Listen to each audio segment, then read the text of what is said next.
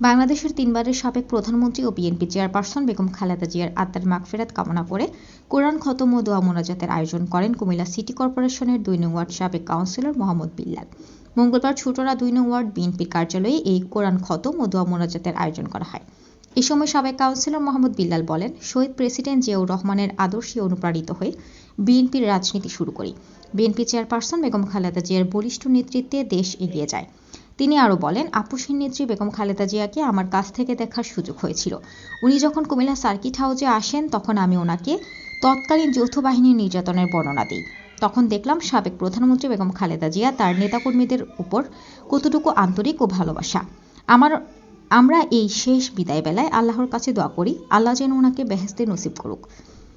২ নং word BNP সভাপতি নাহিদ আক্তার মুন্নির সভাপতিত্বে মতবিনিময় সভায় আরও উপস্থিত ছিলেন সাধারণ সম্পাদক গোলাম রাব্বানী আজাদ, ২ নং ওয়ার্ড বিএনপি সিনিয়র সহসভাপতি অ্যাডভোকেট মোহাম্মদ ইসমাইল মিয়া রতন, যুগ্ম সাধারণ সম্পাদক মোহাম্মদ জসিমউদ্দিন, সাংগঠনিক সম্পাদক নাজমুল হুদা রাসেল সহ ২ নং ওয়ার্ড বিএনপি যুবদল, ছাত্রদল, স্বেচ্ছাসেবক দল সহ অঙ্গ সংগঠনের নেতৃবৃন্দরা।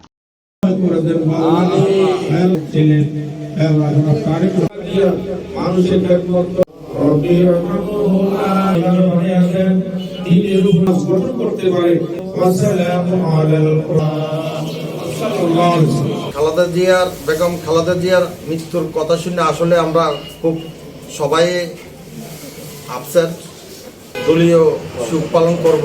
যারা বিএনপির নেতাকর্মীরা আছে তারা আসলে আমরা একটা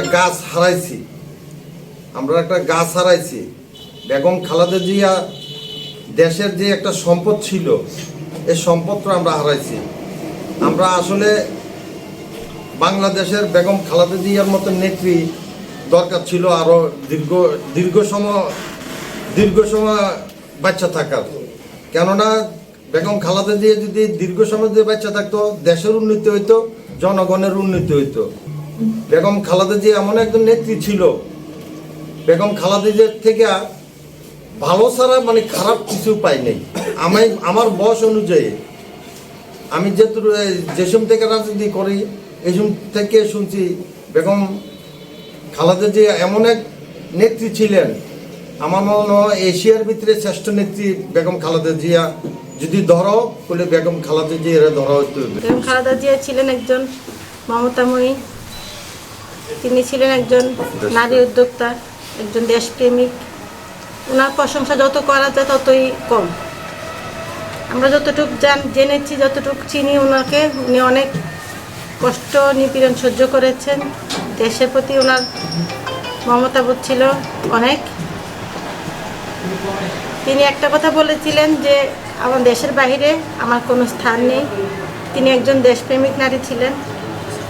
একজন নারী হিসেবে আমিও যেহেতু রাজনীতির সাথে জড়িত হয়েছি, আমি বেগম জিয়াকে অনুসরণ করে ইনশাআল্লাহ চেষ্টা করব। যদিও ওনার কাছাকাছিও যেতে পারবো না, তারপরেও চেষ্টা করব। আমি ওনার উদ্যোগে, উনি একজন নারী, আমিও একজন নারী, ওই উদ্যোগে আমি রাজনীতিতে নেমেছি। আমরা গভীরভাবে শোকাহত। আমরা দোয়া করে আল্লাহ ওনার আত্মার মাগফিরাত কামনা করি এবং জান্নাতের সর্বোচ্চ মুকাম যাতে আল্লাহ ওনাকে দান করেন।